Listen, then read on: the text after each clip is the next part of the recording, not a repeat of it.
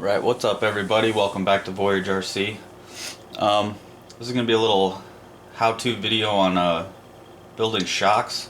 I'm going to try to keep it as short as possible, but also try to, cover everything. So, this one I'm going to be, this is the rear shock off a B5M. It is the V2 big bore 12mm shock. So, that's the one I'm going to be using for the purpose of this video. Basically the first thing I like to do is to, get everything organized, clear your workspace, make sure you have adequate lighting, and get all your parts that you're going to be using kind of organized and out and ready to use. You don't want to have to be digging through anything to find some parts you're missing or anything like that. So just get it organized, get all the tools you need and everything, and then you get started. So we're going to get the shock shaft set up first. Get the piston we're going to use on it. Just put the E-clip on the bottom here.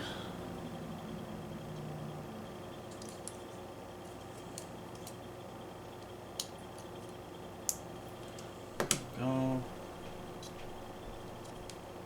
Then I like on my pistons, especially on the AE ones, like to take a marker and go over the number. That way I know what ones they are. I'm using a 1.62 hole.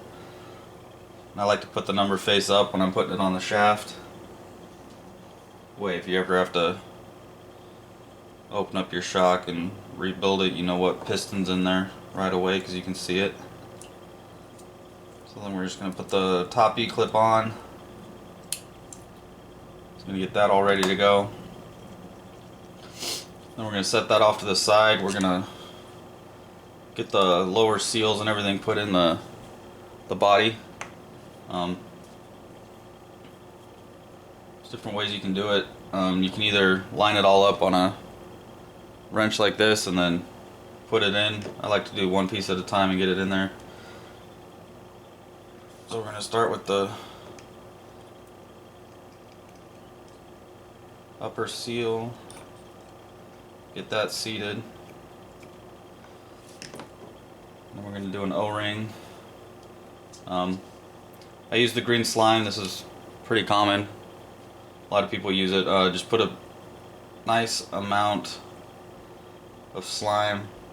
I want to work that all over the O-ring. This is going to help prevent swelling and give it a good nice seal in there. So you can go ahead and be generous with that and then plop that down in there. And the next thing is the center bushing. Then we got one more O-ring, again with the green slime.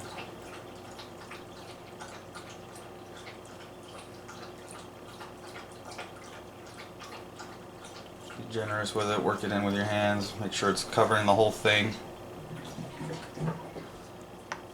Then we're going to have the lower seal.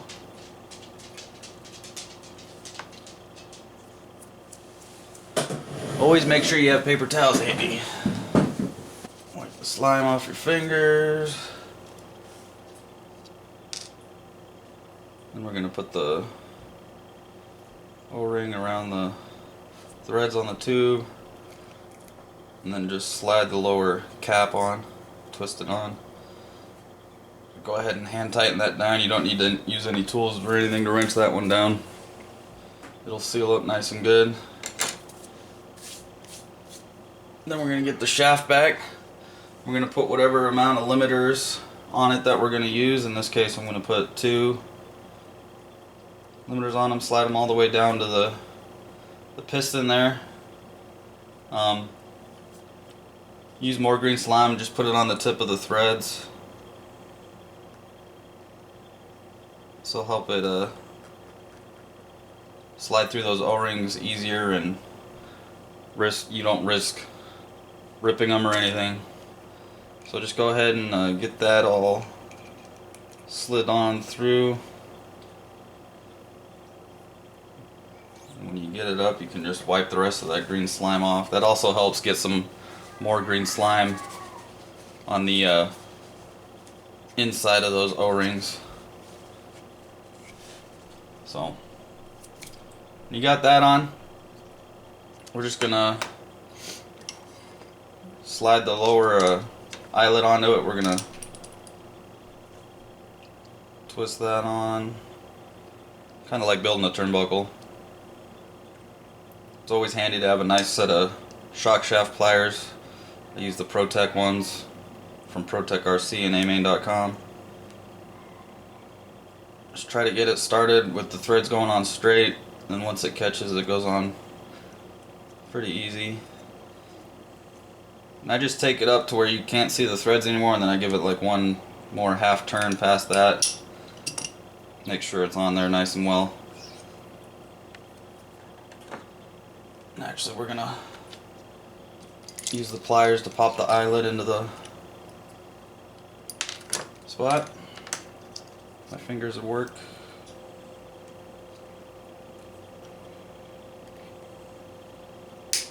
There we go. Got it popped in there.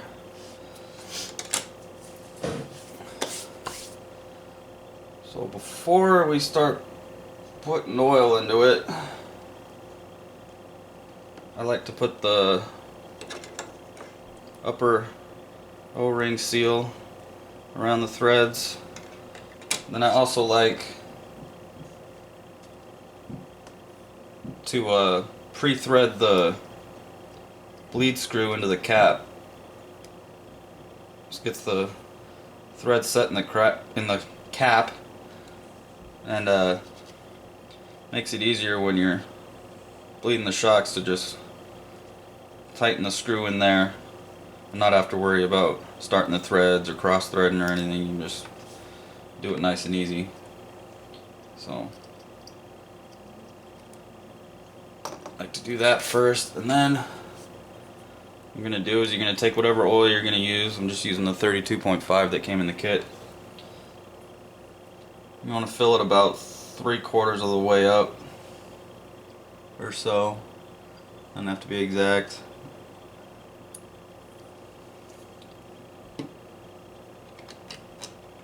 I don't know if you can see, but not quite to the top, about 3/4.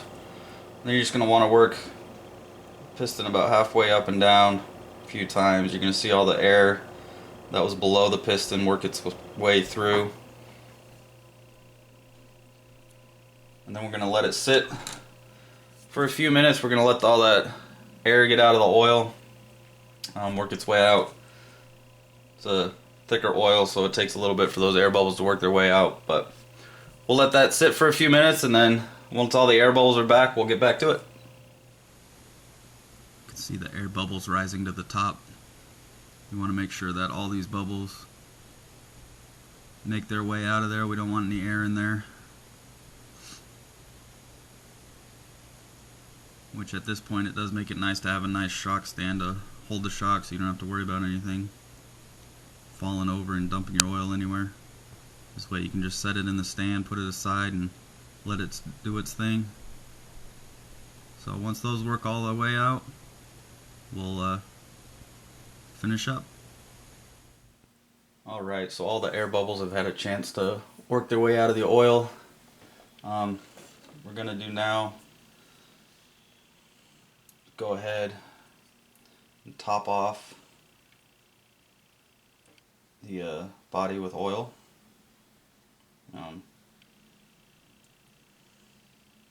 Just bring it right up to the top there. I do like to work the piston up and down a couple times just to make sure there's no last minute air bubbles that need to get out of there. It's looking pretty good. So what you want to do is bring your head down almost level with the top of the body, and then put oil in it drop by drop until it's pretty level. You get a meniscus that kind of forms in there. You want to bring that up so it's level and not dipping in. That'll help prevent you getting air in there when you get the shock cap on. What we're going to do next is take the shock cap, just put a drop of oil in the cap, and then work a little bit on the threads to make it easier. When you go to rebuild it, it'll make getting the cap off easier. Then we're just going to go ahead and screw it onto the body.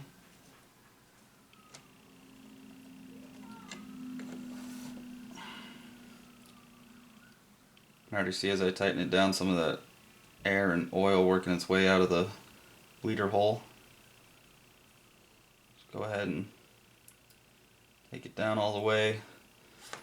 Doesn't have to be super tight, but I like to take my tools and just give it a little bit of a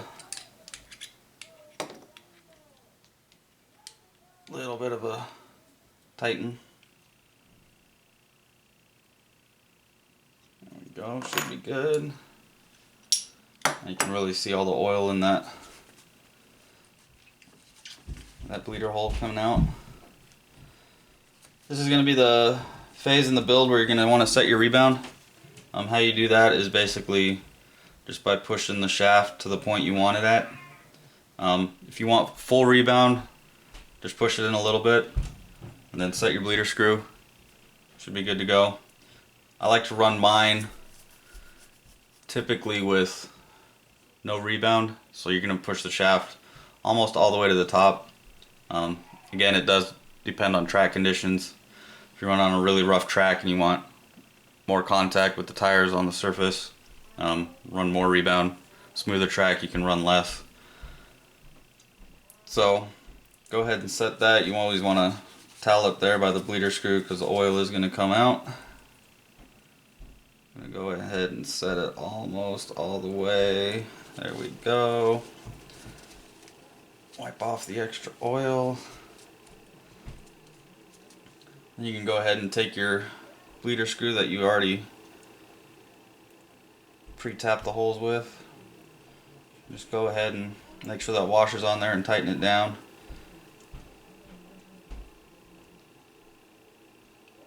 Doesn't have to be super tight. You can kind of feel when it starts to tighten down and everything. So then just wipe the extra oil off,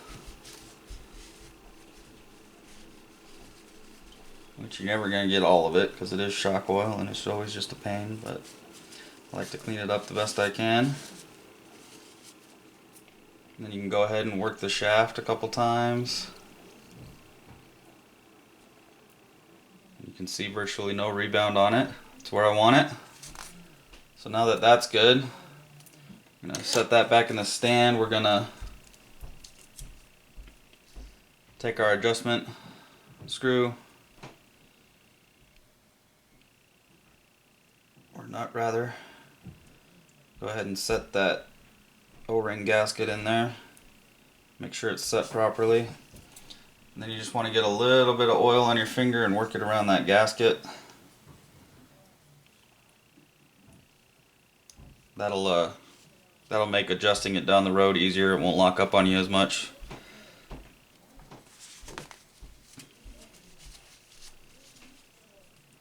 So then we're going to go ahead and work that up the body.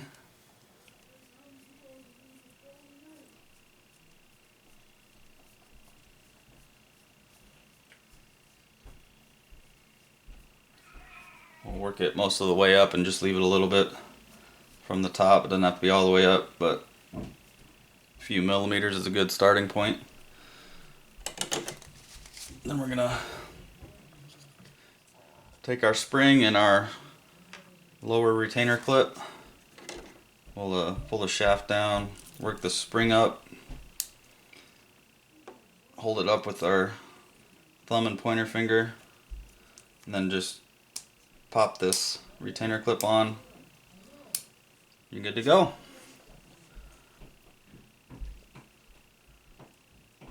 So just repeat that for the rest of the shocks you have for the kit and you should be good to go. You always want to keep your rebound, you know, same left to right. You can run different front and rear, but you want to keep it the same from side to side. And just, you know, work with the oil, make sure there's no air in there, get it the way you want it, and should be good.